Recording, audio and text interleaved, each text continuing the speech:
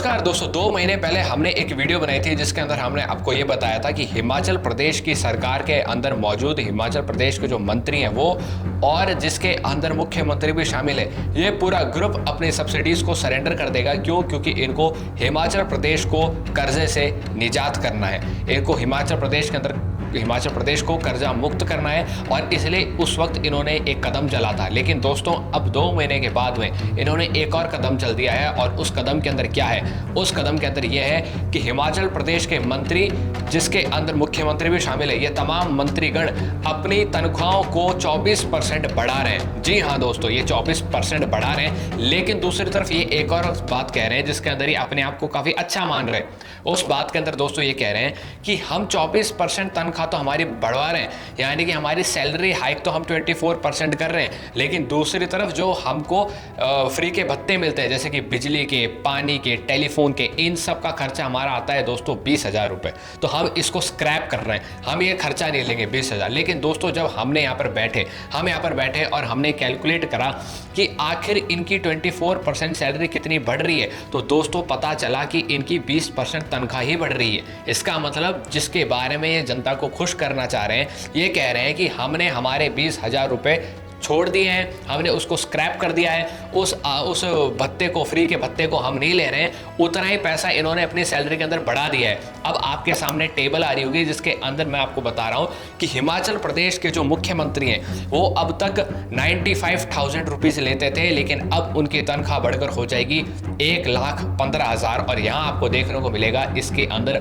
20,000 रुपये का इजाफा हो रहा है। दूसरी तरफ अगर अपन कैबिनेट मिनिस्टर्स की बात करें तो 80,000 लेते थे, वो अब 95,000 लेंगे क्योंकि उनकी सैलरी बढ़ गई। यहाँ पे 15,000 रुपये का इजाफा हो रहा है। स्टेट मिनिस्टर्स और डिप्टी मिनिस्टर्स की मैं बात करूँ तो वो इससे पहले 80,000 रुपीज़ लेते थे, अब उनकी तनख्वाह हो जाएगी 93,000, जिसके अंदर 13,000 रुपयों का इजाफा हो रहा है। वहीं अगर अपन विधायकों की बात करें जो हिमाचल प्रदेश की विधानसभा के अंदर बैठते हैं, जिनकी नींव पर हिमाचल प्रदेश की सरकार टिकी हुई है, उनको वो पहले लेते थे 50,000 रुपये और अब वो लेंगे 70,000 रुपये, क्योंकि सैलरी हाइक हो चुकी है।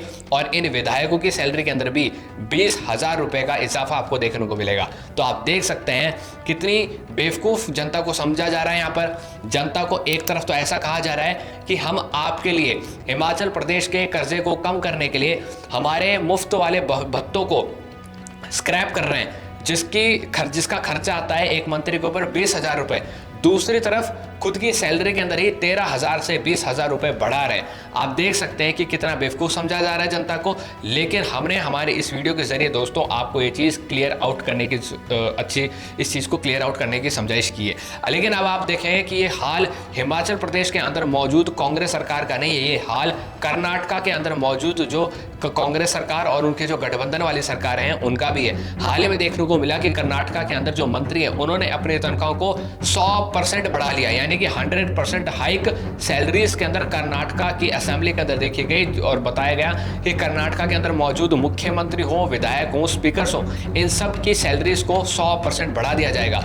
अब मैं आपको कर्नाटका लेके जाता हूं और कर्नाटका के अंदर जो डेप्यूटी या फिर जो सीएम है सिद्धारमैया, वो तनख्वाह अब तक लेते थे 75,000, जिनकी तनख्वाह अब बढ़कर हो जाएगी 1.5 लाख रुपए। इसी के साथ ही दोस्तों deputy chief minister DK Shivakumar अब तक 60,000 रुपए लेते थे, लेकिन अब उनकी तनख्वाह भी बढ़कर हो जाएगी 1,25,000 रुपए। इसी के साथ ही इन सबका हाउस रेंट जो अलाउंस जाता था वो अब 1,30,000 रुपए से बढ़ चुका है, यानी कि उसके अंदर 1,30,000 रुपए का इजाफा आ चुका है और वो अब बढ़कर 2.5 लाख रुपए सालाना हो चुका है, यानी कि अब 2.5 लाख रुपए सालाना ये हाउस का रेंट देंगे जहाँ ये रहते हैं, या फिर इनको जो अलाउंस मिलता है वो 2.5 लाख रुपए सालाना मिलेगा। इतना ही नहीं दोस्तों, अगर आगे चले कर्नाटका के अंदर तो ये देखने को मिलता है जो ऑफिशियल खर्चे होते हैं, यानी कि एक सीएम का या फिर डेप्यूटी सीएम का या फिर किसी विधायक का, इनके जो ऑफिस होते हैं उस ऑफिस की डिग्निटी, उनके जो वाहन होते हैं उनकी डिग्निटी और जहाँ वो रह रहे होते हैं उन चीज़ों की डिग्निटी को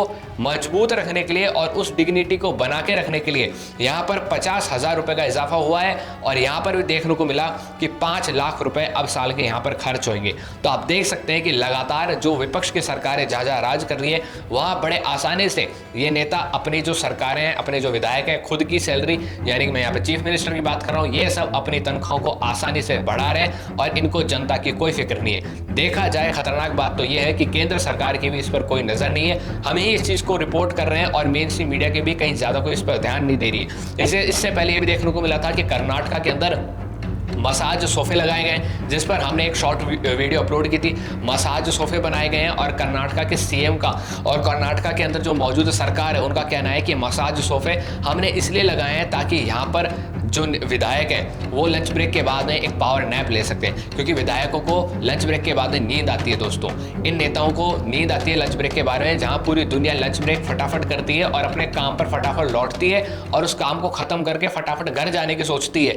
वहां कर्नाटका के अंदर मौजूद कांग्रेस के जो विधायक हैं इनको लंच ब्रेक के बाद नींद आती है और इनको लाखों रुपए के मसाज सोफे चाहिए, जिनका किराया लाखों तक पहुंच जाता है, हजारों और लाखों तक पहुंच जाता है। तो आप देख सकते हैं भारत की जो जनता है वो दोस्तों लगातार संघर्ष करती रहती है ताकि उसको पहले नौकरी मिले और नौकरी मिलने के बाद वो सैलरी मिलने के लिए संघर्ष करती है। और इस बीच एक और डेटा सामने आता है, डेटा दो सामने आते हैं दोस्तों, माफ कीजिएगा एक नहीं दो।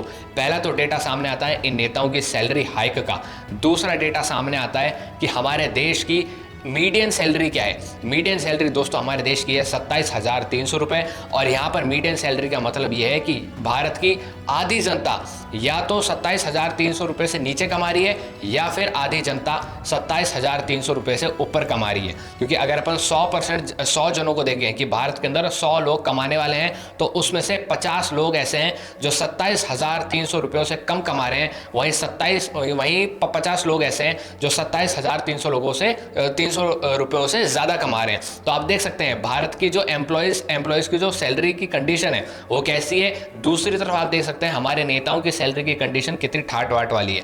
दूसरी तरफ ये भी देखने वाली बात यह है दोस्तों कि सरकारों को अब ध्यान देना चाहिए उन प्राइवेट कंपनीज की तरफ जो अब तक यूं ही चलती आ रही हैं, जो लाखों करोड़ों का मुनाफा तो कर रही हैं लेकिन जनता को यानी कि अपने एम्प्लॉयज़ को ज़्यादा अच्छे खासे सैलरी नहीं दे रही। भारत के अंदर एक सैलरी का बिल होना चाहिए जिसके अंदर सैलरीज की बात की जाए और ये बताया जाए कि इतनी क्रेडिबिलिटी के बाद में एक अच्छा खासा इंक्रीमेंट होना चाहिए और अच्छे खासे तनख्वाह पर जनता जो है या फिर मैं यूँ कहूँ कि कर्मचारी जो है वो काम करना चाहिए। वहीं दूसरी तरफ देखा जाए अगर सरकार की खुद की हालत को, तो सरकार की खुद की हालत के अंदर बार बार ये देखने को मिला है कि लगातार जो सैलरीज है, जो सरकारी नौकरी पे लोग बैठे हैं उनके सैलरीज के अंदर हाइक की बात तो उठती है लेकिन वो कमीशन धीरे धीरे कर आगे बढ़ता है। इसी के साथ ही कई सरकारी पद तो ऐसे हैं भारत के अंदर जो यूं ही खाली पड़े हैं जिन पर सरकार और उस विभाग के लोग बिल्कुल ध्यान नहीं दे रहे। इसी के साथ ही अब मैं आपका ध्यान देना चाहूँगा एक बार रिलायंस कंपनी की तरफ। रिलायंस कंपनी ने दोस्तों फाइनेंशियल ईयर 2024 के अंदर 10 लाख करोड़ का मुनाफा किया था, लेकिन अब आप सोचिए कि रिलायंस कंपनी के अंदर सबसे ज़्यादा हाईएस्ट पेड एम्प्लॉयज़ कौन होंगे और उनकी सैलरी कितनी होगी। अब आपको अनुमान क्या आ रहा होगा? आपको अनुमान आ रहा होगा कि हो सकता है कोई 50 करोड़ कमा रहा हो सकता है कोई ऐसा एम्प्लॉय हो जो साल का 100 करोड़ कमा रहा हो। तो दोस्तों आपकी जो राय है, जो इमेजिनेशन है वो गलत है। रिलायंस के अंदर 2 जने सबसे ज़्यादा हाईएस्ट पेड एम्प्लॉयज़ हैं जिनकी सालाना तनख्वाह है 25 करोड़ रुपए। रिलायंस कमा रही सालाना माफ कीजिएगा 10 लाख करोड़ है, लेकिन अपने कर्मचारियों को हाईएस्ट पेड कर्मचारियों को कितना दे रही है? सालाना 25 करोड़ रुपए। और ये हाईएस्ट पेड एम्प्लॉय है कौन दोस्तों? मुकेश अंबानी के कजन्स हैं निखिल और हीतल मेसवानी, ये है जो कमा रहे हैं। तो आप देख सकते हैं कि सरकारों की हालत कैसी है और हमारे देश के अंदर प्राइवेट प्लेयर्स की हालत कैसी है और इस बीच संघर्ष कर रहा वो एम्प्लॉय की हालत कैसी है जिसकी सैलरी का मीडियन भारत के अंदर देखा जाए तो सिर्फ और सिर्फ 27,300 रुपये है। आप क्या सोचते हैं दोस्तों इन सब चीज़ों के बारे में? नीचे कमेंट बॉक्स में लिखिए। जय हिंद, जय भारत। तर्कवाद को सब्सक्राइब कीजिए।